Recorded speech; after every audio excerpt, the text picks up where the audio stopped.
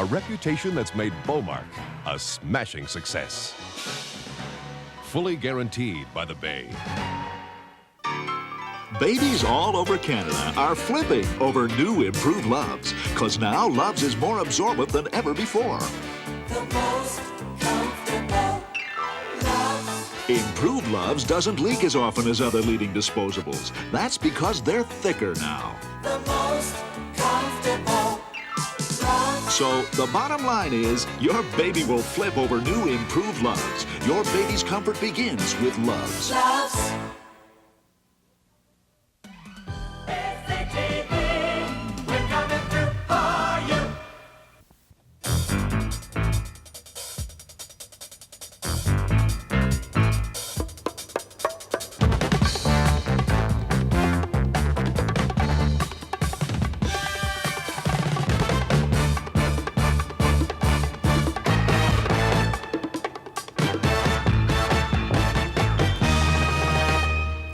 Good morning.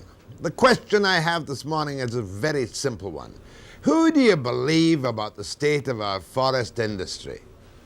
There are people, important people like Les Reed, who used to be a deputy minister in Ottawa, professor out at UBC, who will tell you that the forest industry in British Columbia is in virtually a disastrous shape because of the lack of reforestation, because of the collapse of plans to look after our sustained allowable cut. And you've got other people, cabinet ministers, who talk about the forest industry being a sunset industry. We all know that there are 20,000 members of the IWA out of work right now. We know that much of our export markets have gone to hell in a handbasket. We know that the provincial government talks about reforestation. We know that they want money from Ottawa for reforestation. But I don't know how bad the situation is. And maybe my guest this morning, Tom Waterland, who's been Minister of Forests coming on 10 years, will try to blind us with double talk. I don't know. I'd like to get at the facts in this to see if, in fact, we are totally neglecting our forests and letting them go to rot. Maybe it's all been so confused that nobody knows what the score is. So Mr. Waterland and I are going to have a quiet little chat this morning, and he's going to tell me how off base all the university foresters are and the wonderful things they're going to do for BC, if you can believe it. That's point number one. And I have goodwill towards Tom. I want to believe him. And then I've got one of these perpetual NDP nags here from Ottawa, Ian Waddell. He likes to call it Waddell. He's the NDP Energy critic, you see, and he's sitting on the sidelines wanting to have a bash at old Pat Carney, who's meeting with the Western energy ministers trying to line out some important deal for energy which will bring us all back to prosperity in a flash. But not being cynical this morning, I want to be factual and practical with Tom Waterland on the state of BC's forests and reforestation and silviculture and all the things that mean jobs for people in BC after the break.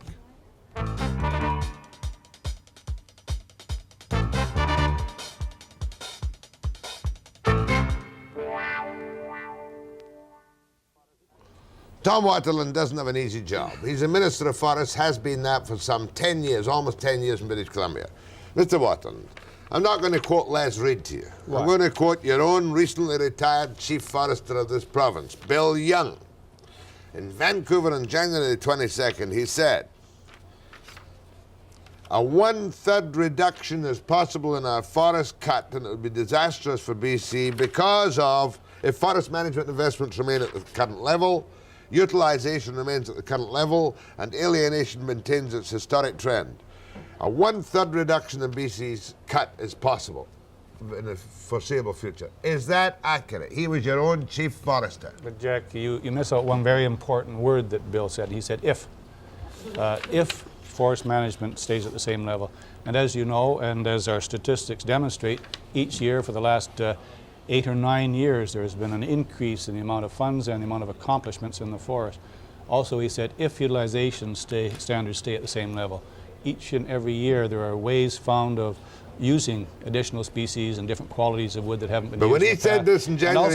And also he said the forest land base has to be looked after. And we, in the last few years, have placed most of the productive forest land in British Columbia under the protection of provincial forests. So we are addressing the problems that Bill has identified. But when he did that in January 22nd, it was still a possibility unless you take action now. That's right, and we are continuing to take action, Jack. And if you look at the 5-year plan, which I tabled in the legislature last Tuesday, you'll find that there is a tremendous increase in reforestation effort and total silvicultural effort taking place, and will continue to expand over the next 5-year period. So, warned as you were by Young and Company, you finally pulled up your socks and brought in a 5-year plan. Jack, all the time Bill Young was Chief Forester and I was a minister, we worked very closely, and each and every year there was an increase. We had a difficult time when the Great Recession hit us in 1980-81. We had to do our part in the control of government expenditures and the downsizing And of you government. cut your reforestation monies. No, we did not. During that same period of time, each and every year, we increased the reforestation monies, but we had to cut back in other efforts of the ministry. Okay. But our prime object was to keep the trees going into the ground. I want to give you one other thing from Les Reed. And you know Les Reed. No less well. Good And guy. you've been very snarky about him in No, public. I haven't. I just object to a few of the things that Les says. Okay. This is Les Reed. In less than a decade, that's 10 years, our AEC has gone from an annual allowable cut from 100 million cubic meters to 75 million cubic. We're now told by one of our most highly regarded foresters, that's Young, that a continuation will result in a sustainable harvest of only 50 million. That is what he means, Read, about evidence of liquidation of our forest heritage. Now, is that statement accurate? No, it's not, Jack. Les is a great guy. He has a way of dramatizing things, and I think that's good because it draws public attention to the forest. But we've never in British Columbia had an operable allowable cut of 100,000 cubic, 100 million cubic meters Never. a year. Never. At one time, the foresters said this is what we could have if we could use all of these trees on all of the sites and all of the species, all the quality of wood. We've never been able to do that, and we never will be able to do that. I don't think we've ever had allowable cut over, I believe the maximum was between 70 and 75 million cubic meters a year. Do you, Our current cut is 71 million cubic meters. do you have any predictions about how much the allowable cut is going to go down regardless? At current levels of management, Jack, that practiced up until now, as we make this transition from the old growth timber into the second growth, which is going to take us another 50 to 100 years to accomplish, there will be a reduction in allowable cut of approximately 14% over a 100-year period. Now that can be offset if we wish to invest more money into the management of the forest. We have to determine is such an investment a good use of public funds. It may or may not be. There's no simple, clear answer to that question. So we face a possible potential of 14% cut, reduction in our allowable cut over 100 years. over 50 to 100 years. Over 100 years. Over you, 100 you and I years. won't be here when that happens. Yeah, but it's important nevertheless. Sure it is. Now, you've got a 5-year plan. Yes. And I see the feds are already talking about double-crossing you on the $650 million package that you're going to share with them. Well, Jack, the discussions between Sinclair Stevens and Bob McClelland relate to the total ERDA funding. We have taken a position, as everyone knows, I think by now, that we in British Columbia feel that we should be dealt with in the same manner as Quebec is on a per capita basis when it comes to these joint provincial federal agreements. On that basis, we have been insisting that we should have joint agreements totaling $650 million over 5 years. Of that, $300 million would be for a forest management agreement with the Federal Ministry of Forests. We could sign the federal forestry agreement at any time, but we don't want to sign anything until we get the total funding package in place. That is our position now, has been for some time. Well, you got to watch Mulroney. I'm the first to agree that he'll double-cross you if he can, because he's got 55 MPs from Quebec, and he's got to look after them more than the people from BC, hasn't he? Well, we have a good, solid BC Conservative caucus now, Jack, and they're fighting hard on our behalf, and I'm sure that the Prime Minister cannot ignore their efforts. I don't want to oversimplify things, but we've all, in Maclean's magazine and with broadcasts with Reid and the Vancouver Sun and whatnot, it's said that the total funds estimated by your critics to sustain the existing harvest, which must be spent each year to look after the forests, is $300 million, more than double the present spending. Are you presently spending $150 million from all sources to regrow our forests? Jack, my budget What's in your budget? Right now, for this fiscal year, totaling all the sources of funding I have will be $344 million. That's for the whole department. That's for the ministry, and very substantial. Most of this effort is directed towards the harvesting and management of the forest. We have other responsibilities such as recreation and range management as well, but they're all part of the total forest management scheme. How much do you spend on reforestation and silviculture before you go to the feds for their take? Our budget this year for silviculture specifically is $111 million. Real money. Real hard Canadian dollars. And is that spent by your government, by your people on silviculture, or is that given out to other people? That is directed, all the programs are delivered through the private sector. We don't hire planting crews, we don't hire crews to go out and do the site preparation work. It's all done by tender to the private sector and through licensees of the private sector. That's $111 million. Yes, sir. To be firmly spent in the current new budget. Yeah, and that figure has been going up each year. Now, what about reforestation? Is that included in silviculture? That's included in silviculture, yeah. 111. Yeah. Jack, this year just ending, we will have planted 128 million seedlings in our forests in British Columbia. In 1978, the first year our Forest and Range our new Forest Act came into being, we planted 56 million seedlings. We have gone up from 56 million to 128 million seedlings in less than a year, and within 2 years we'll be planting in the Forest of British Columbia 200 million seedlings a year. And people say that we're falling behind. Well, we have been up till now accumulating some backlog of NSR, but that has ended, and actually the rate at which we've expanded is about the optimum rate you could. It's a very complicated thing to find seeds, grow seedlings, plant them in the ground, the right seeds for the right place in this very complex forest. I think we've been doing a pretty good job. We can do better, and we'll be doing better in the future. Good. Now, one other thing. $111 million for silviculture and reforest and planting, handled by the private sector from the monies budgeted that you have for the coming year. That's one figure that's firm, isn't it? That's right. Now, over at the budget, it said that between you and the feds, you were going to spend $60 million on reforestation, right? 30 from you and 30 from them. Is that right? Jack, the program that we envision with the present government will spend an average of $60 million per year over 5 years. Because we have to crank up new nursery facilities, prepare sites for planting and so on, that will start off this this next fiscal year. It'll be $22 million spent. The following year it'll be 44, no, jointly, under the special program. The following year it'll be 44, and then each succeeding year it'll be $78 million.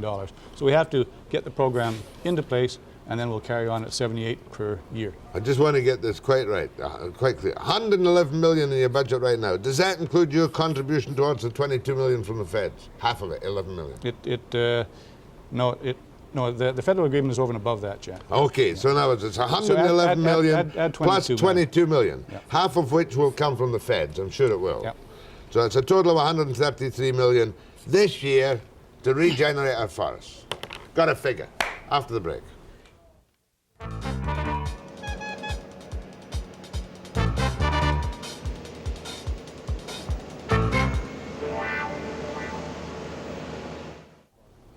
So I get from Mr. Waddell and the Minister of Forests some firm figures. There's going to be $111 million spent on silviculture and replanting in the forests, plus 22 from them and the feds. So that's a total of $133 million. Is that enough to do the job? Jack, I guess there will never be enough to do everything that everyone would like to see you do, but that is the funds we have available, and as I say, each and every year that number will be increasing as we expand our program. So if within a couple of years that'll be up to just about 130 I million. hate to deal in figures, but how many million hectares have we got of ravaged, logged over, unproductive forest land which is not properly regrown? Jack, Maclean's magazine paints a picture of the whole of British Columbia being a nightmare. That's right. Jack, and I know that's not accurate, but what are the figures? So just let me tell you, basically, in a couple of words, what we have. In British Columbia, we still have approximately 50% of our old growth virgin forests remaining. Of the balance, most of it, over 90% of it, is in a very thrifty state of regeneration. If we were to completely plant all of the backlog, we have, I believe the figure is 738,000 hectares of good and high site forest land in British Columbia that should be planted. If we were to plant all of that right now, we would increase our allowable cut by 3%. So the balance of that land is in pretty good shape. Now we have brush and weed on approximately 3 million hectares that is competing with the commercial species of timber, but it's not killing it, it's slowing down the rate of growth, and that problem has to be addressed. But our requirements under the new form of license requires the licensee to maintain a site until it is free growing. So basically, Jack, we have to do more, and we will do more, and we have a lot more to learn about our forest. But the stories of disaster and doom and gloom are attention-getting, and quite frankly, they have helped me as a Minister of Forest and with my colleagues in acquiring the types of funds that really are necessary for the management of forest. And this is increasing, but it's not a disaster area. We have the best managed forests in Canada, in British Columbia, and we can show very good examples of some of the best forest management in the world. We can stack up very closely with the Finns and Swedes in many areas. Good. So we've got 750,000, we'll say, of ravaged hectares, which if they had been properly managed would only have increased the cut by 3%. Jack, that is timber that has been harvested and has not yet been planted to a new crop. Your term is ravaged. 3 million hectares of stuff where the weeds and the brush are giving the new growth a challenge. That's right. And that's the ones where you want the private tree farm license owners to get in and clean them up. Well, Jack, most of that is not on tree farm licensed land. It's on land under our public operating areas, or timber supply areas as we call them now, and have to be addressed, no doubt about it. They have to be brushed and weeded. And who'll brush them? The private companies and deals from you? A lot of that work under our federal-provincial agreement, that intensive silvicultural work of getting in to catch up on that type of work, will be done under our new program. Will that be done direct by the governments with jobs for young people, or will that be done through the companies? All of the work under our program, and there is a specific clause in it, will be directed as much as possible through the private sector, by contract to the private sector. There is a possibility, and each and every year we do have some work that is created in the forest, good productive work, and which provides opportunities for students and unemployed people. And I'm sure that type of thing will carry on as well. Well, we've got you pinned down now anyway. Even without the federal money, you're going to do a lot this year, $111 million of your own money, of our money. That's right, Jack, and I have every confidence that we will have an agreement with Ottawa, and I have every confidence that our forestry agreement will provide those physical things that we've been talking about. Let's look at the other disaster in the forest industry. We haven't found any yet. What other one are you talking about? The employment disaster. Oh, Don't tell me that's not a disaster. No, I'm saying the one we've just talked about is not a disaster. Well, I finally understand a little bit of it. But what about the other disaster? 19,000 IWA men out of work from the good old halcyon days. Is that what we must expect? A sharp, permanent reduction in the number of people employed in our highly skilled forest industry? Yeah. Jack, a part of the analysis which I've just had completed, which is required by law, was carried out by consultants. That is identifying the market situations that our industry has to deal with, the state of the forest industry itself in British Columbia, all those types of things that are not normally government responsibilities. And the general thrust of what has been said is that, yes, there has been an adjustment taking place in the forest industry in British Columbia over the last 10, 15 years. Adjustment both in the nature of the industry itself and the wood profile they have to use. This adjustment is largely done now. There may be the odd shutdown of a mill with a rebuilding of a newer, different mill, and that will have to continue on the coast. Usually when you build a new mill, you have a more automated, sophisticated mill, and it requires less people to run it. That is unfortunate, but it's a fact of the competitive world we live in.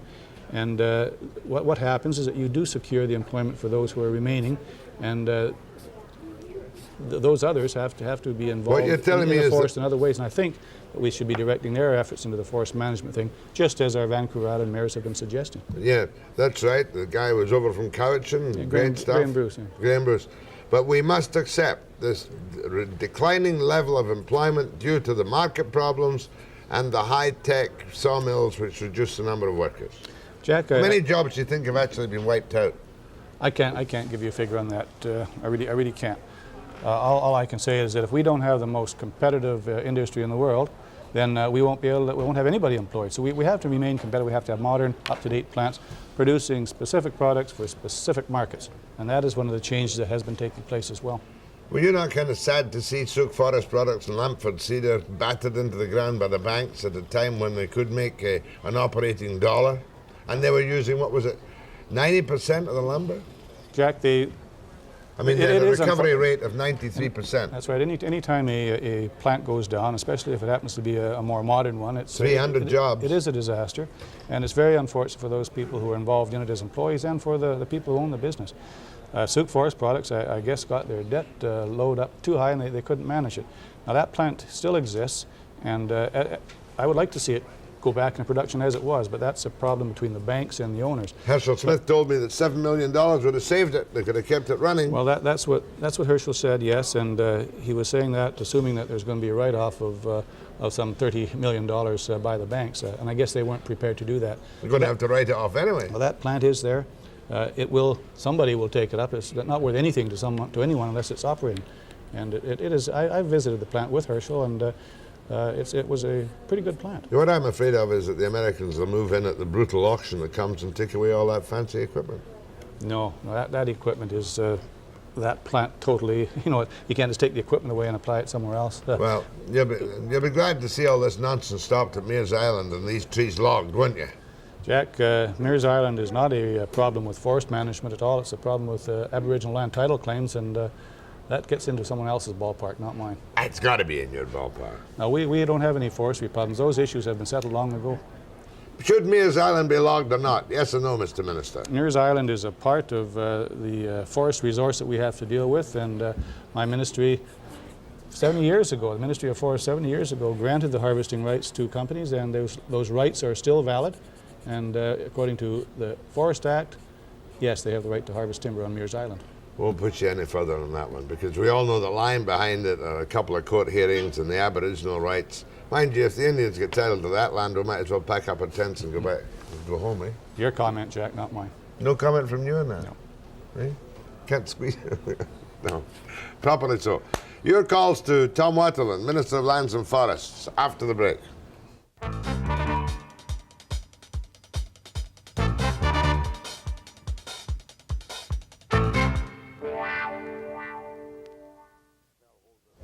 What can you do about these big TFL holders who are so miserable to the little guys who want a few feet of lumber, like Heritage up at the cusp? I mean, really, they're real stinkers, aren't they? Well, Jack, guy wants a few things to put on a few extra men. No, you're not getting any. I don't think that's the way it is at all. Licensees have responsibility to harvest their forest lands. BC Timber have made arrangements with a number of small operators in the area, but they do have their sawmills to run as well, their pulp mill, and their shareholders to be responsible too. And their licenses, they didn't cut their allowable cut, and we're dealing with them on reductions of their license now. Oh, that's good, because you certainly couldn't have got re-elected in the cusp last year when we were doing a bit about all the little guys. Yeah, well, it's a problem, Jack, but we do have to go through the cut control periods, and we are dealing with them. We have already reduced their licenses. I don't know if everyone who calls is an out-of-work summer worker, but probably. Go ahead to Tom Waterland. Good morning, Mr. Waterland. Good morning. I'd like to say I think you're doing a fine job. Goodness gracious. Pick the wrong call. Everybody that's downing you thinks you're trying to kill a goose that laid the golden egg. I disagree with it. Well, it's nice to have a positive call, Jack. Thank you very much, sir. Go ahead, please. Yeah, I've got 3 points to make. First, on the Mears Island thing, I just want to kind of gloss over it. How Mr. Waterland can say that's not in his bailiwick, I don't know. He's a member of a cabinet of a government that up to this point refused to negotiate Indian land claims. And my second point is, I wonder what percentage of raw logs the Scandinavian countries, mainly Finland, Norway, and Sweden, what percentage of their raw logs are exported out to China and Japan for processing? And my third thing is, I've been waiting to ask him this question ever since this gentleman was appointed to his job, is doesn't he see some sort of a conflict of interest with Mike Aspie, the minute he quits as Deputy Minister of Forests, becoming the head of COFI, the Council of Forest Industries? Don't you see a conflict in there at all? Okay, sir, let me take your questions one by one.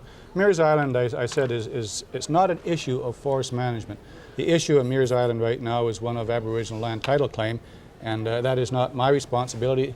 It's a responsibility, I guess, of several levels of government. No government in British Columbia, no government in British Columbia has ever recognized Aboriginal title claims as such, but that certainly is a thing that's being discussed by the First Minister. I'll go with Tom on that. We can't expect Tom to come out and say he's for or against Aboriginal rights. He can't do that. That's a government decision and legislation. Now, what about the export of logs? Export of logs, 8%. very few logs are exported from the Scandinavian 8%. countries. Oh, from here though? From the Scandinavian countries. Just, Jack, this year I believe our total exports, it's too high. It's up to around 4.5%, almost 5% of the harvest in British Columbia.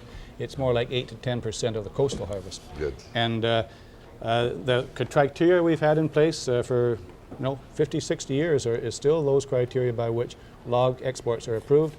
There has been, I think, a bit of abuse of it this last few years. In fact, I'm certain that people have logged for export. That is why I've rather drastically changed the criteria under which logs can be exported, which new system will be in place fully by the end of this current calendar year. Hey, good. Up to now, all you had to do was to have the logs in the water and get 3 rejections of purchase of the logs from 3 potential customers, right?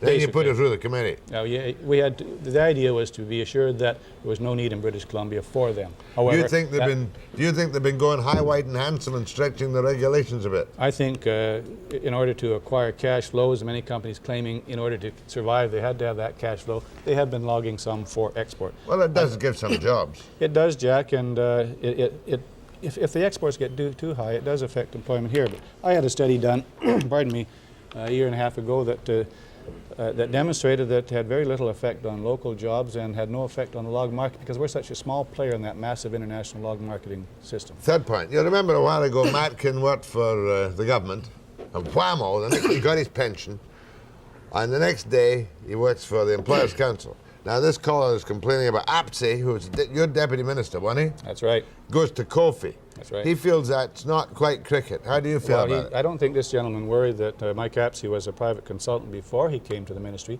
He came from the private sector where he had many, many years of experience into the Ministry of Forest. And quite frankly, I think Mike Apsey did a fine job. He's a dedicated, hard-working person. Enough, and he's free to go to Kofi if he wants to. He can go where he just wishes, one more thing. and I don't believe there's a conflict of interest. I think it's healthy that we have people moving from the private sector to government and the other direction as well. Otherwise, you get rather inbred. One short thing, caller. Can I ask one more thing? Yeah. I want to ask his opinion on the South Moresby Island thing up in the Charlottes. I want to ask his opinion and the Forestry Department's opinion because I know what Tony Brummett, the Environment Minister, what his opinion on the logging up there when he signed a guest book when he was taking a tour of South Moresby and Windy Bay up there. What did he say? His comments were, this is definitely a clear-cut issue. Well, sir, you're incorrect. That was my comment. My position as Minister of Forest is not to set forest lands and the inventory which our industry need and which our people need for employment aside for single-use alienations. Mine is to manage it in a multi-use basis, and that's why I suggested that it's a clear-cut issue. We can have a tourist industry, we can have a good habitat for the various wildlife and sea life that exists there, and we can have timber harvesting. In my opinion, as Minister of Forest, that's the way it is. However, I am one person on an Environment and Land Use Committee, which committee has to make that decision. Go ahead from Prince Rupert. Good morning, Mr. Webster. Good morning, Mr. Waterland. I got a problem here about silviculture. Good morning. In the Prince Rupert area, there's several mountainsides and valleys that have been left, never any reforestation done. When we ask why there hasn't been any reforestation done, they say, oh, we can't get the seedlings. There isn't enough seedlings. We can't grow enough seedlings in this area. But why can Mr. Bennett give away seedlings at Expo 86 next year, one to every visitor? Yeah. Hang up and listen to your answer. Well, that's fine. Yes, there are in British Columbia, like I said, of good forest land, some 738,000 hectares that are backlogged, not satisfactorily stocked, and we are going to address those. We have to address it. What do you mean address? You're going to stand there on the mountainside and talk to them? We have to plant them, Jack. Don't be silly. We have to plant them. And the Premier, of course, we're giving a very small number of seedlings away. We produce, planted last year in British Columbia, this current fiscal year, 128 million seedlings. As a promotional gimmick, I guess, giving a few thousand seedlings to visitors to Expo in Japan. No complaints from me, Yeah. but don't address them, plant them. Yes, Jack. Green side up. Go ahead from Chilliwack. Good morning. Morning. Good morning. Very fortunate. I come from a country where they don't have many trees, but I get to live in British Columbia, and it's one of the most beautiful places in the world. However, I saw it from a very interesting vantage point. I got to fly fire patrols in British Columbia, and I got to fly water bombers, and I got to go up tree planting one winter. And I have to disagree with the minister in that what I saw was pathetic. I saw some area that was logged by CN, and it seemed to me that it must not have been very profitable for them to take the logs out on top of blast expanses, and they just left it there to rot. What area are you talking about? I'm talking about on Vancouver Island. And now I want to know... CP, it couldn't have been CN. Well, it was one of the large... okay, what's your question? ...that are in business for Canada. What's your question? My question is the minister going to do anything to chase bad logging practices like that seem to me to have... ravaged the country? Good question. Jack, if I, as a miner, were forced to mine waste rock, I would soon go broke. Now, in the forest, we have commercial timber that is of commercial value, and we have wood that is of below commercial value. That is, it costs more to extract it, to manufacture it, than you can recover from.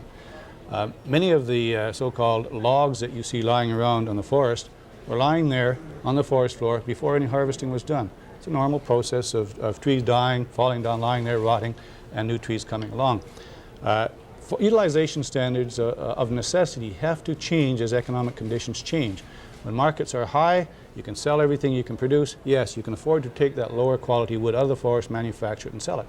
As market conditions deteriorate, all you're going to do by forcing out waste wood, and that's what it is to cause your industry to suffer very bad financial hardships and jeopardize their ability to remain employers in British Columbia. So they don't have to clean up the site all the way through. They can leave the non-economic lumber in the forest. That's right, Jack, and we do have surveys, waste surveys after harvesting, and if people do not practice utilization standards required at that time, then they get assessed for not using wood. Good. More with Tom Waterland after the break.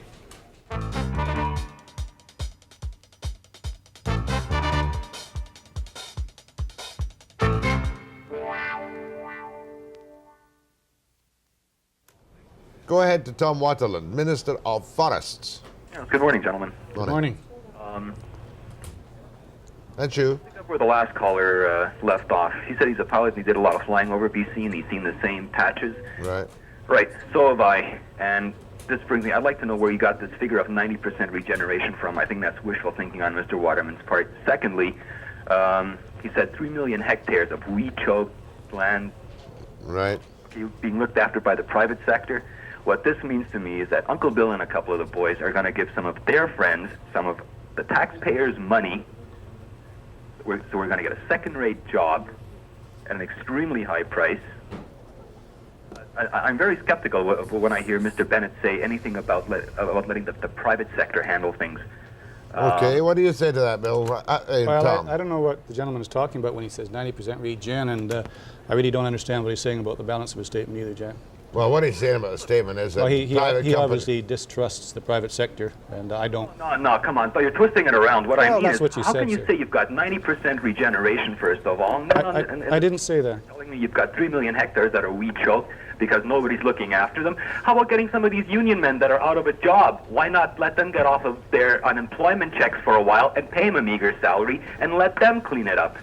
Yeah, I was going to ask you about why not direct government work on some of this stuff put out by you and the feds? Jack, we had a very successful EBAP program a couple of years ago that provided under Section 38 of the UIC Act, which put a lot of people to work on site preparation, on forest management work, was very successful. There's a program right now under Canada Works that's doing the same thing. And my ministry right now is in detailed discussion with Flora McDonald's group to see if we can't do the same thing again. Any work like that would be in addition to those things I've talked about, Jack. And it's a valid objective, really. Go ahead, please. Thank you. That's you. My husband owned and operated a mill here for 53 years. Where's here? Right. He says that this man is like an old saw log, real naughty and full of rot. Oh, Waterland is like an old saw log. And full of rot. Oh, you're an old saw log, a bit naughty and full of rot. Well, I've been accused of being naughty once in a while, Jack, but... Tell me, what about where was your husband's sawmill? Where was it? I've lost her. Go ahead, please. Hello. Yeah. Yes, Jack, I'd like to comment on your remark that you made regarding the Indian land claim on Mears Island. Mm-hmm. Why don't you and Waterland pack up and go home then? Guess we just got fired, Jack. That was me. That wasn't you. Nasty guy.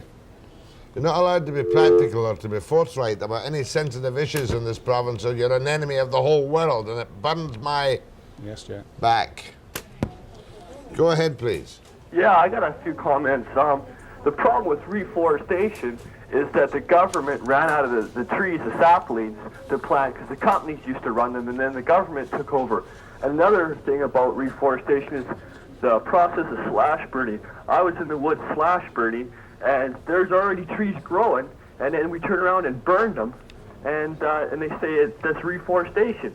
Can't see it. And another comment that was made earlier about the unsalvageable logs and the forest. We walked along on a landing where they were bringing in logs, and I burned about 15 good cedar logs just laying there. Where was this? It's about that. Where? Pardon? Where? It's in the interior in the cusp. I was working for BC. What's BC Timber?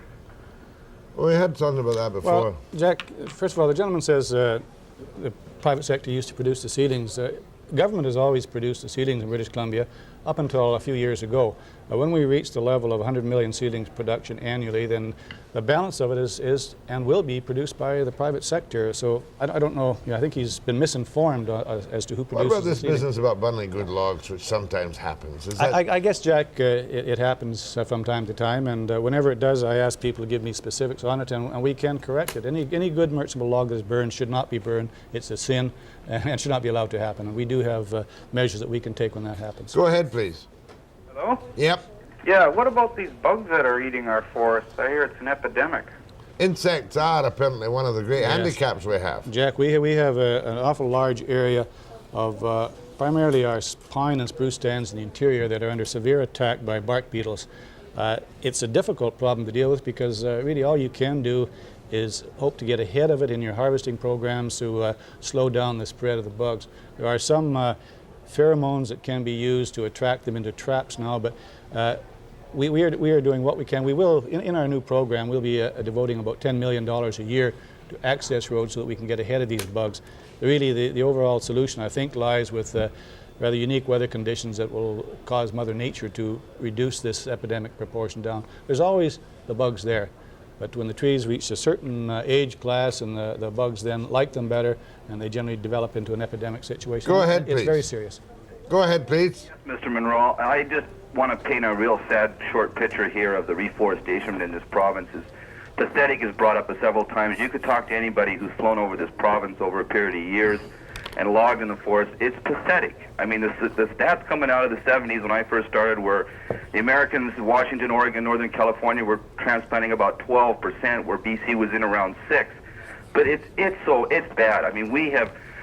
It's just, you work in a camp all year, the tree planters come in for about 2 months, plant a bunch of trees, stories of them stashing them, and even if they planted every tree and every one grew, some of them don't. I mean, it's a whole spectrum, but it's really sad. I mean, there's no way we could ever catch up, and it's going to hurt us. Those Americans, that 12% the Americans started planting back in the early 60s, it's going to hurt us 40 years from now, 50 years from now. And it's nice to see the government come out and say they're going to do this, but the government and the private sector have been passing this buck back and forth for 50 years. And I'm wondering if the minister really feels that his increase over the next 5 years is going to be sufficient to maintain that $1.50 out of every $2 this province makes 40 years from now. That's a good call. That's a commonly held. This guy's worked in the woods. Yes, Jack. Everybody seems to say that when they fly over British Columbia, they see areas that aren't forested. I fly, Jack, and I've done an awful lot of flying over British Columbia, and it's very difficult from the air to determine whether a site has been planted or not, or whether natural regeneration has taken place. Right now, we are planting about 50% of every area that we clear-cut harvest. The rest is being prepared for natural regeneration, and natural regeneration, in most cases where we have to use it, is very satisfactory. We will be planting 60% within 2 years, And that's about the same level that they do in Finland. And Finland is usually held up as being the epitome in forest management. We have a complex forest. We've got a lot to learn. And yes, we have accumulated backlog of not satisfactory restocked land in the past, and we are addressing that problem. We will do what we can, and we will continue to expand our reforestation and silvicultural efforts, and that's what the plan is all about, Jack. Within 2 years, we'll be planting 200 million seedlings a year in British Columbia, and that is the target that most professional forests has held up as being the ultimate that we should be doing. We're getting there very quickly. Well, best of luck, Tom. You need the reforestation, and so do we. I'll be back with Ian Waddell, NDP Energy critic, after the break.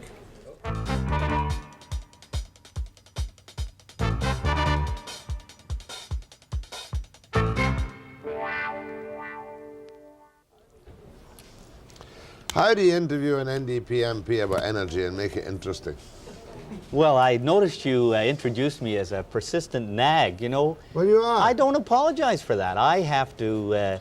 but the question is, Ian, do you know anything about energy? Well, a little bit. I've been there for 5 years now. Do you know more than I do about energy? Oh, no, of course not. You must say yes. You, of course, are a persistent nag, too, yes, on certain issues. Just talking about energy generally, I always remember when the Tories were campaigning, the big thing they were going to do to bring Alberta back to prosperity was to wipe out the PGRT.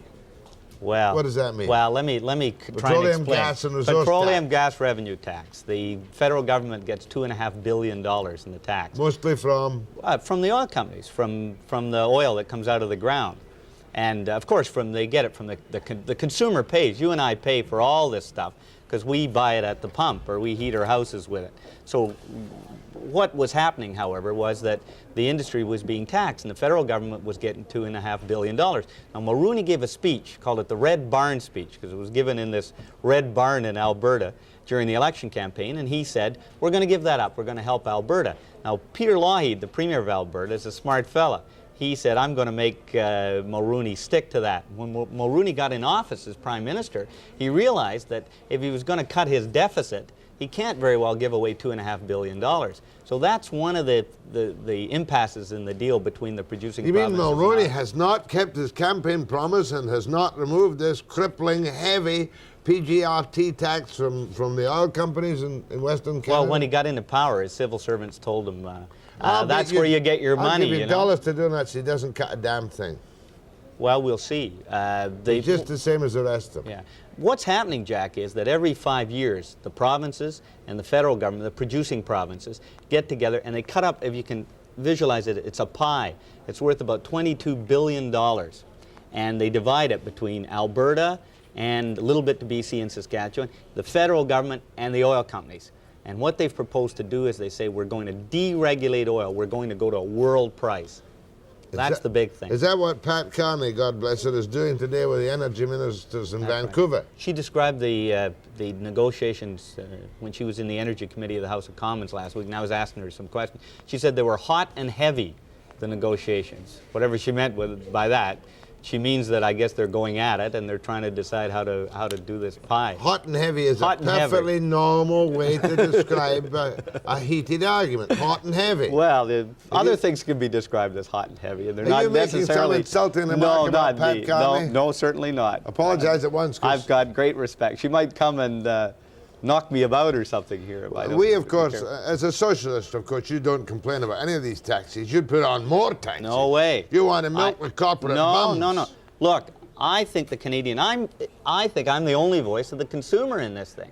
I've been nagging for the consumer. It's okay constantly. to take all the taxes off and help the consumer. Who supplies all the old age pensions, Canada pension plan, money for defence and all the rest of it? Well, I mean, you're certainly not the oil companies. The oil companies, I'll give you an example of what's happening with this thing.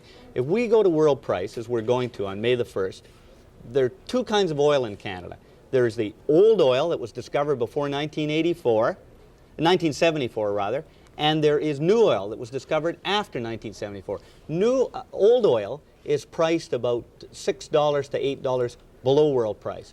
Old oil, or rather new oil, is priced above world price. So the old oil is below, the new oil is above. So what will happen is those companies that own the new oil will lose money, and those companies that own the old oil will get a windfall. Now guess who owns the old oil?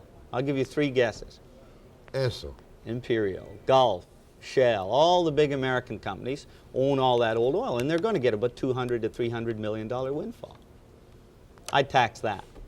Oh, so would I. So would I. The other thing that we have to look at is... Have we got the dearest gas in the world now?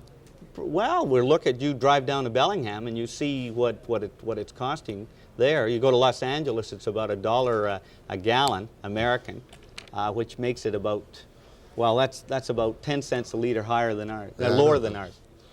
Well, now, they've got a deal, Carney's got a deal with Newfoundland, hasn't she? She got a deal with Newfoundland. That's a good deal, I presume. It's a good deal, and I congratulated her in the House of Commons for the deal. But, Jack, that's all in the future. We don't have any gas from Hibernia or any oil from Hibernia.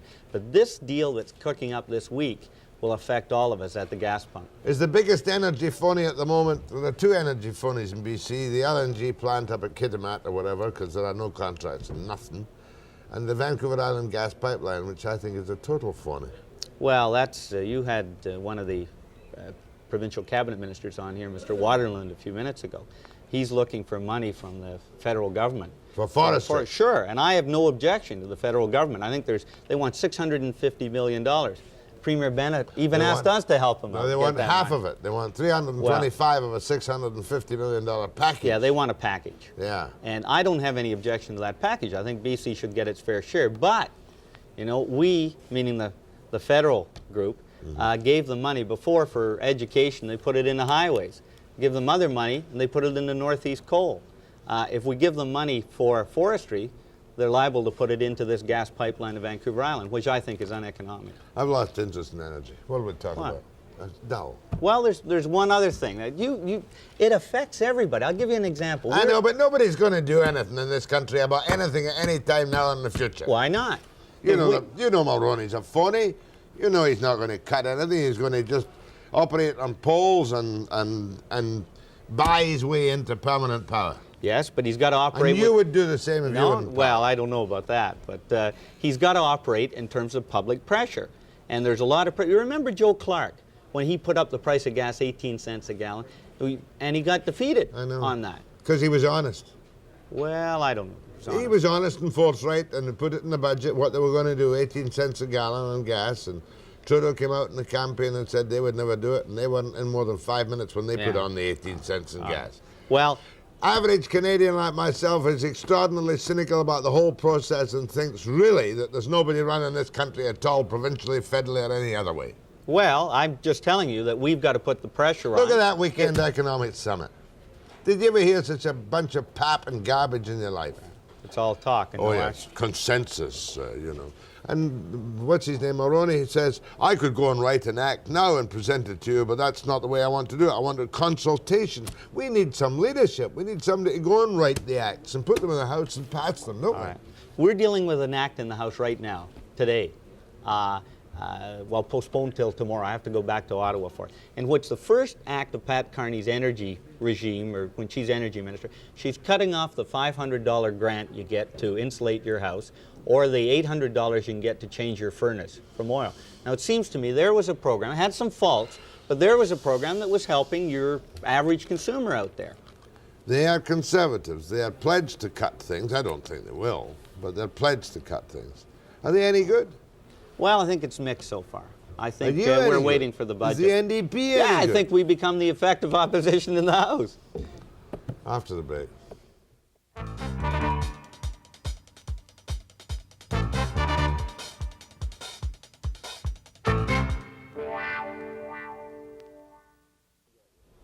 Let's forget the energy thing, unless you want to talk desperately about it. Well, all right, we can talk about some of it.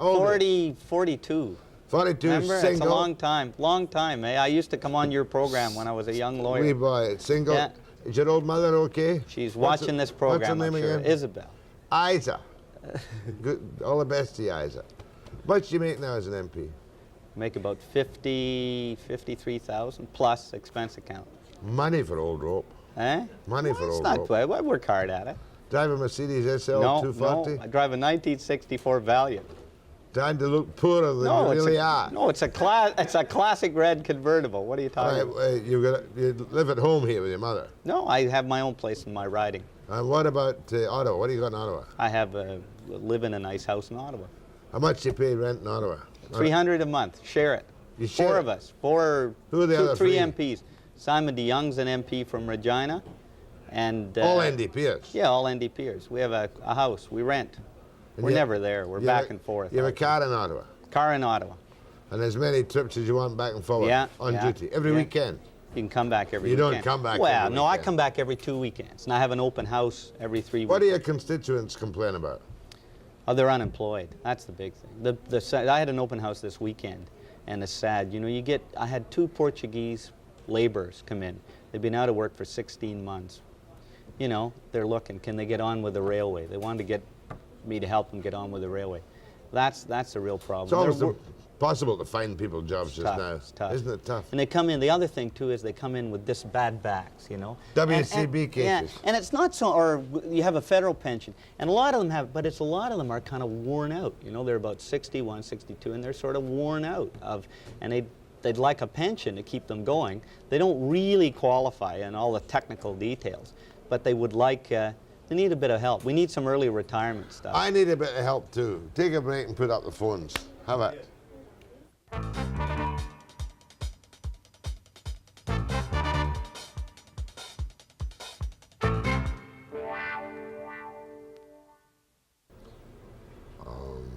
In Waddell, federal NDP MP has just failed to tell me the truth, the whole truth, and nothing but the truth. I asked you what kind of car you had. You said a 64 Valiant. I had an immediate 20 years old. I had an immediate picture of a beaten up old rust bucket driven by you in reverse snobbery. Now tell me the truth. Well, it's restored, it's red, and it doesn't have a mark on it. And it's worth 15, 20,000. No. It's 3,000. It's worth 3,000. 3,000. Well, next time tell me the whole truth, witness. I'll find you in contempt. We got some calls. Good, I can relax. Go ahead from Courtney. Good morning, Jack. Morning, Mr. Waddell. Good morning.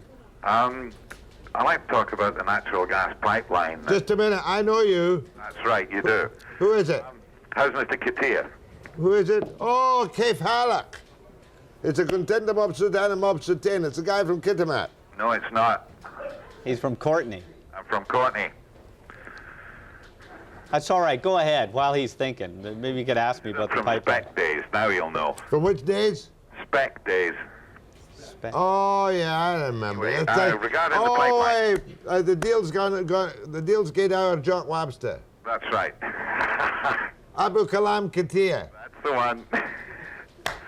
Regarding the natural gas You pipeline. studying French, Jack? or- That's Arabic. Let me tell a little story. At one lot in time, the paper just a about- moment, please. Just a moment, please. At one time during my highly undistinguished army service, I finished up in command of a unit of Sudanese. Yes. And after I'd been there about 3 weeks, I discovered they had a pet name for me. And boy, they read me like a book. The name they gave me was Abu Kalam Katia, the literal translation of which is father of much talking. This chap here was in the glass engraving business, and he heard me tell the story on there many years ago. And he came in with half a dozen beautiful whiskey glasses with the inscription on them, Abu, etched on them, Abu Kalam Katia. that's nice. And they're among my most prized possessions, except that my kids have each stolen one. However, know who my friend is. You may now continue with your unimportant conversation with Mr. Waddell. Thank you, Jack. You haven't changed a bit, which I'm glad to see. Regarding the pipeline, Yes. to the natural gas pipeline to Vancouver Island, we've been encouraged to believe via the press that the government favours a natural gas pipeline over and above extended reforestation. Tom Waterland has poo-pooed that idea, and indeed the Mines Ministry have come out and poo-pooed it as well. I can't help but think that it would not only benefit the people of BC, but it would benefit directly BC Hydro. But the question is, if they've discovered gas and oil in Nanaimo, as we've been led to believe, why do we need a natural gas pipeline to the island? I don't think they've discovered gas and oil in Nanaimo. I haven't heard of that. They've drilled on the offshore BC, and they've discovered some natural gas. They haven't discovered much oil, and the Federal Energy Department doesn't think much of the prospects. Furthermore, there's no economic justification for the natural gas pipeline. Furthermore, there's a surplus of electricity. Furthermore, most of the customers are still using chips for fuel in many of the big mills, and it's a phony to create jobs which is of uneconomic benefit to British Columbia. Anyway, how are you keeping? I'm not too bad, Jack. Yourself? I'm pretty good, all things considered. Good. Good. Pleased to hear it. Thanks for If you need any more glasses, let me know. Oh, I should have. Well, one of these days. Much obliged. Go ahead from Sycamoose. Morning. I realize this is not a question to do with BC so much, but Western Canada. I'm a former employee of Petro-Canada for 13 years. And something that isn't being addressed these days at all is the transfer of jobs from Western Canada to Eastern Canada, particularly in the marketing division. For example, I'm the supervisor of the credit card department, and as of July 1, the jobs have all been sent down east, and in other areas it's happening, and nobody's saying a word about this.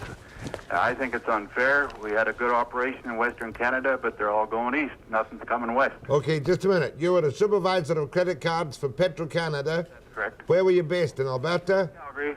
How many people would work in that operation? Under my supervision, approximately 40. And I do know, too, that the accounting division in the next number of months is also going to get notified that they're moving east.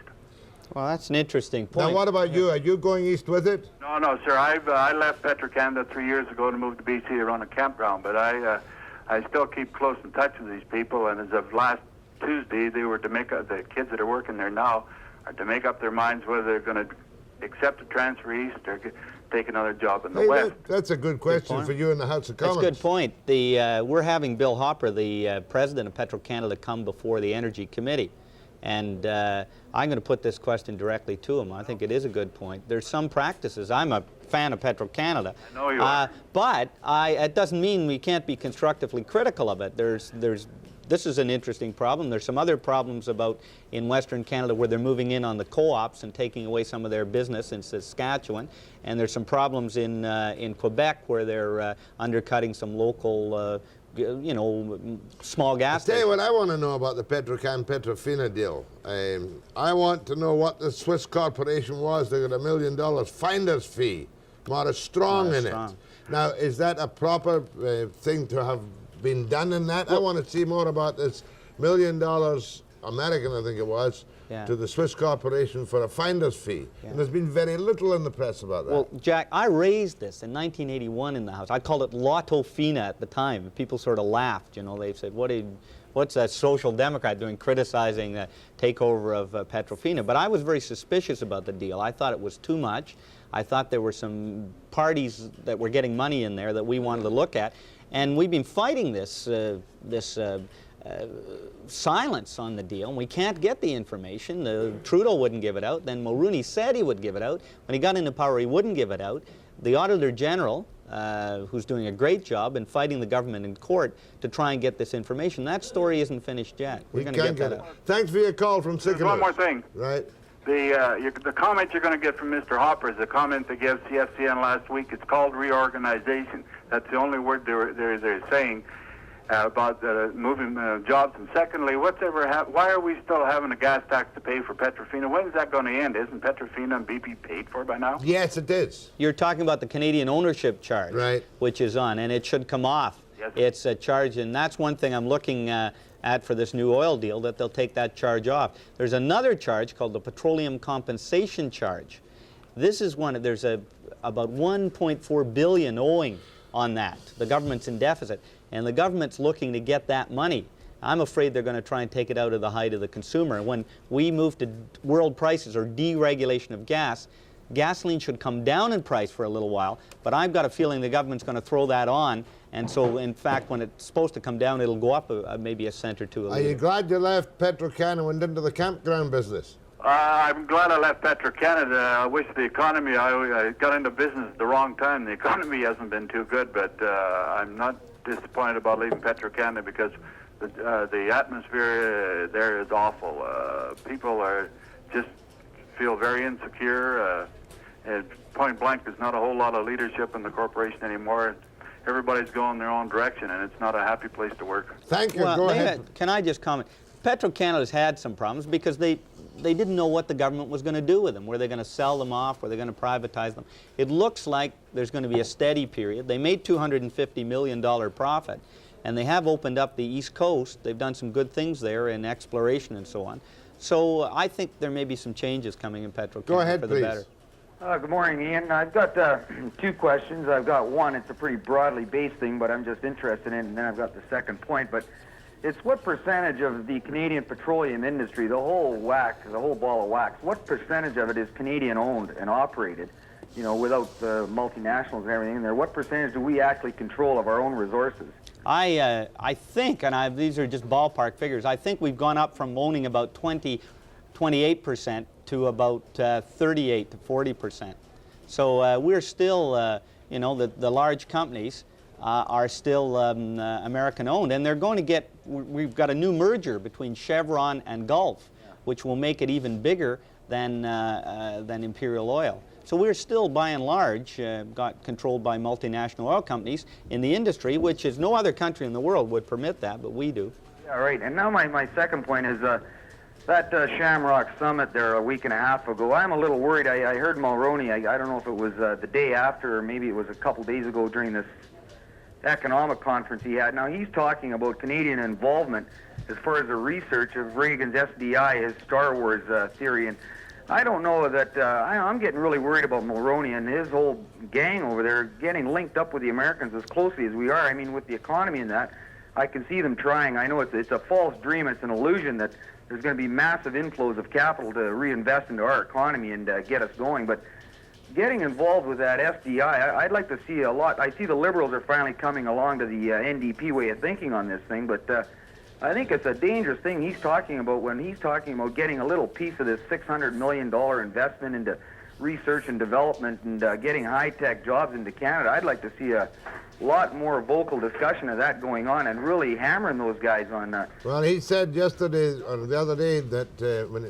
about Winnipeg, he said if the SDI research meant 10,000 jobs, he might have to look at it very closely. It's just a question of dollars and cents to the Tories. There's no political principles involved except to love thy neighbour, the Americano, and sing Danny Boy on each and every occasion, singing for his supper across the continent.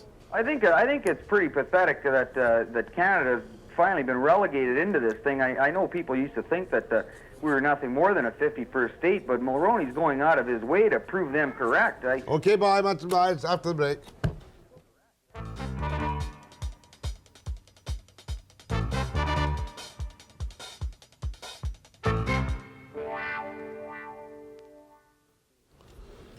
Go ahead to Ian Waddell, NDP Energy critic.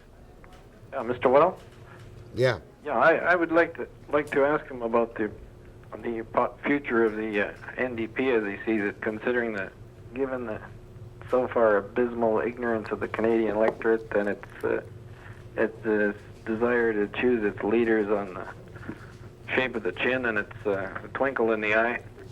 Mr. Mulroney, if he thinks that there is any possibility of Mr. Broadbent, as capable as he is of ever winning an election, given that he doesn't have the particular saleable kind of charisma that the Canadian voter seems to appeal itself to. I don't think, and I appreciate some of the things the listener's saying, but I don't think the electorate's abysmally ignorant. I think the electorate went for Mulroney by and large because they wanted to get rid of Trudeau and they saw him as the most viable alternative. And our job as the progressive people is to make ourselves the viable alternative to Mulroney. We're already doing that. We're working, we've got 15% of the vote now in Quebec in the polls. We're working in Quebec. We're working in Newfoundland. We've got Richard Cashin, the head of the Fishermen's Union, on our side, former Liberal. We're supplanting the Liberals in Atlantic Canada. We're coming back in Saskatchewan. We've got our party moving in Alberta. So there's an Ontario election going to be called today, and I think we'll end up the opposition there. So we got to work for it. We can't just blame and say that the electorate's ignorant. I don't think they're ignorant. I think they made, for them, the most rational choice. Now it's up for us to be the alternative. And Social Credit will win the next election in BC? No, I think they're finished. I don't think you're right. I think, well, it's clearly they've mismanaged the economy. Skelly's job is to show... Who? Skelly, the Who's leader. he? He's the leader of our party in British Columbia. His job is to show that we've got an alternative government. Go ahead, please. Good morning, Jack. Morning. Morning to you, Ian. Morning. Question, you mentioned earlier in the program about the government plan cutting out the insulation homeowners grant and the conversion from oil to gas. Yeah. No mention was made of the fact that most of the people converting from oil to gas, their oil furnaces are pretty well finished. Gas just came in here a little over 25 years ago into the area for of use to everybody. And much the same as the grant for work incentive by using contractors for home modernization. I was directly involved in 2 of those 3 incidents where I found on the oil conversion that I could have got it done for at least $400 less if I did not use the grant. On the insulation, I had to spend $400 more to get the $500 grant. I could negotiate better deals. And a friend of mine on a conversion on his house where he was getting this incentive grant here 2 years ago, he found that he could have done a better deal completely if he had not had to use a certified contractor. He still would have created labor, but using a certified contractor, he actually got ripped off for the $2,800 that he was allowed. I'll hang up and let you through your No, comments. it's a good, it's interesting you make the point because, you see, the program was scheduled to go to 1990, this off-oil program. It's halfway through. 1 million people have taken advantage of it. There are 900,000 to go. There's indications they want to do it. We're saving 45,000 barrels of oil a day. I think it's been a successful program. You've given some instances where you could have got a better deal. The idea of a certified contractor was to, to make sure that the work was done properly. I know there have been some bad points to it, but there are people, for example, you've had gas for, what, the caller said 25 years. There are people in northern Ontario that want to take advantage of this program, in northern Manitoba and other places. They can't get the gas in right away. They can't get the heating pumps ordered, and they're going to get cut off on March the 31st. And that's why I'm fighting a bit of a filibuster in the House of Commons to try and get the government to extend that for 6 months. Go ahead, please. Morning, Jack. Morning, ma'am. I think this is going to classify me as one of the ignorant electorate, but I wanted to tell Mr. Waddell something I have in mind, and that is my son is 27 and out of work. Yeah. And the 4 people in this family will vote for whichever party will find him a job. Yeah. And that I will put on an affidavit to any party, because I don't think it matters which party is in as long as we have this unemployment. It's affecting each family in different ways, and it's upsetting to the whole family structure. How old is he, 27? Yep. What does he do for a living? He's just come out of EVI. We paid for him to have the chef's course. Mm-hmm. So he's now following that, but he's been wiped out by the lumber industry, wiped out by bankruptcies and companies, chased around with carpet cleaners and you name it, he's done it. Well, the election was supposed to be fought on jobs, jobs, jobs, and now we're talking deficit, deficit, deficit. And obviously, I think we've got to go to a stimulative economy. That's why I'm pushing for lower energy prices, because I would like to see people with more money in their pockets to spend on restaurants for your chef, your son. Much obliged, ma'am. Go ahead, please. Good morning, Tom. Morning. I'm disappointed in you, Jack. You have a gentleman sitting across from you who's the official, according to the 2 letters I have before me, is the official fisheries critic of the NDP. No, I used to be fisheries critic. Ray Skelly's now the fisheries critic. He's not. But it's all right if you want to ask me something at Fish. I'll pass it on to him, or you want to make a comment. Happening because it seems they have the minister treat what with aquaculture and big interest, sports fishery, and BC Packers and everybody else seem to have the minister in a state of total confusion. And your confrere wrote me telling me to address my questions regarding fisheries to you, and I guess you've been transferred since that letter arrived. Well, anyway, perhaps you can raise your concern. What do you want to ask? Well, I want to ask what the current state of the fisheries is, and if you're not the critic, then I suppose you don't know. Well, I have been the critic, and I'm interested in it. It's a pretty broad question. What is the current state of the fisheries? Let's not start with that. Small fishermen regarding buyback or retirement program, or what's happening in that regard. It's such a mess. Really? It's a real foul up all the way through. Nobody ever knows what the devil's happening in the fishing industry. Well, I can't see myself voting NDP because they're charging around trying to solve every problem in the books and without aim or direction and have anybody officially. Yeah, they've committed to giving to another and not advise their. Well, wait a minute. Let me just respond to that. Look, the fisheries treaty came up for signing. Now, it took a while. We were concerned, and we made our concern plain in the House of Commons, both Ray Skelly and myself, that we thought the treaty was hurried through to get a deal, you know, for a public relations exercise for Reagan and Mulroney to sign at the Quebec summit. And we wanted the treaty submitted to the House of Commons because there were some concerns, like we thought we gave away some of our fish from BC rivers for all time. And we didn't think we should do that. But we just wanted the treaty submitted to the House of Commons. I think that was a reasonable Let's get demand. an interesting call before we finish. Go ahead, please. Yes. I understand how the distribution of legislation goes between the federal and the province.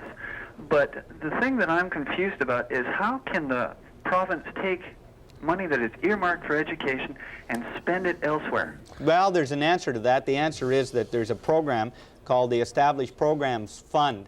And it used to be, we being the federal government, said you've got to spend it for certain things like Medicare education. And we changed that in the late 70s and allowed the provinces to spend it That any is way an they like. accurate reflection, very well reported by Ian Waddell, the energy critic for the New Democratic Party. And he'll be on Pat Carney's back hot and heavy if decision or no decision comes out at today's meeting in Western Canada. Thanks, Jeff. I shall be back, minus Mr. Waddell, after the break.